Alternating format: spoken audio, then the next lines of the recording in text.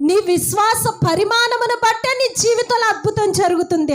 Abraham ఎలియాజరుని పిలిచి అంటాడు, అయ్యా నా కుమారుడు యవ్వన ప్రాయంలోకి వచ్చాడు, అతడికి వివాహం చేయాలి. నేనున్న దేశంలో ఎవరి కనాను కుమార్తెల్ని నా కుమారునికి ఇచ్చి వివాహం చేయటానికి వీల్లేదు.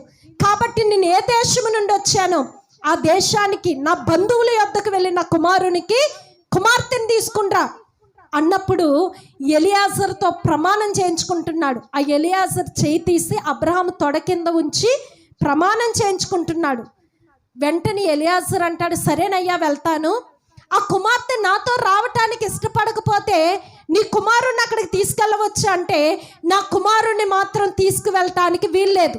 అక్కడి నుంచి కుమార్తెని తీసుకురావాలి. ఏ దేవుడైతే నన్ను పిలిచాడో, ఏ దేవుడైతే నాకు తోడై ఉన్నాడో ఆ దేవుని దూత నీకు ముందుగా వెళ్ళి కార్యము సఫలపరుస్తుంది. అక్కడి నుండి నువ్వు నా కుమారునికి భార్యను తీసుకుని వస్తావు అంటే రూఢీగా చెప్పాడండి. హల్లెలూయా. విశ్వాసంతో పలికాడు. ఏమంటున్నాడండి, నువ్వు అక్కడి నుండి ఖచ్చితంగా నా కుమారునికి భార్యని తీసుకొస్తావు. ఎవరి మీద విశ్వాసం? ఎలియాజరు మీద విశ్వాసమా?